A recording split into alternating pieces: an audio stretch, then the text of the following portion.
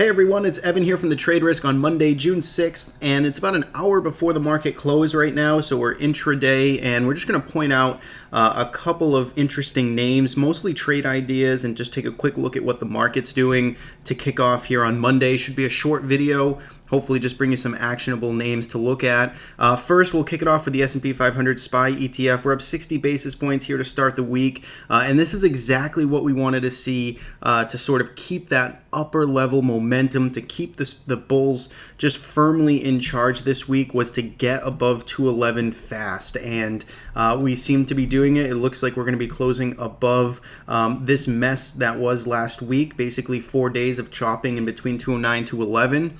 We're resolving higher from that. You can see MACD is actually making new highs here, so you can see there's a bit of momentum in here. The 8 period is extending away from the 20 period.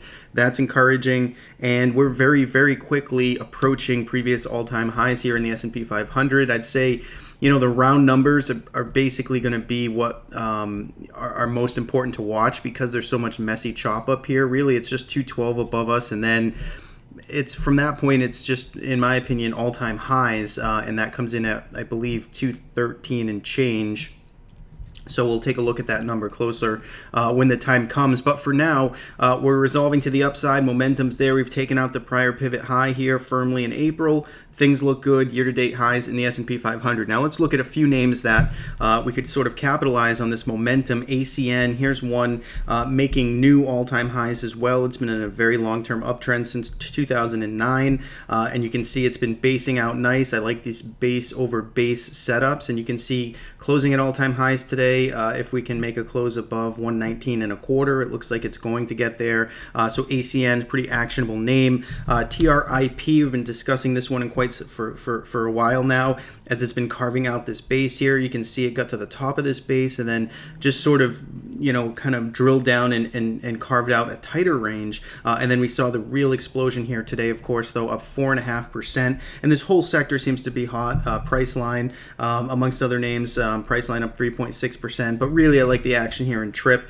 Go to a weekly chart. You can see it's been in a range with a downside bias here for the past 3 years or so. But take a look at this declining trend line. Probably a target, probably some type of magnet up here. So this is probably where TRIP could trade to if this uptrend emerges from this base. So again, like TRIP here, BRO, another one that's making new closing highs, potentially all-time highs today. If we go back, you can see it peaked out here back in 2006, and then it's been carving out a base. A little bit slower of a name here. It's probably a longer-term weekly hold or something that you probably want to stay patient with, but it is pretty clean, uptrending, new all-time closing highs. I like that. Twitter, we discussed this in the weekend video. Not quite into the gap here. I'd like to see a stronger close, but you can still see it is above the 8 and 20, and it is starting to just kind of shape up here. You got this declining trend line coming in around $16, big open gap. I like the potential in Twitter.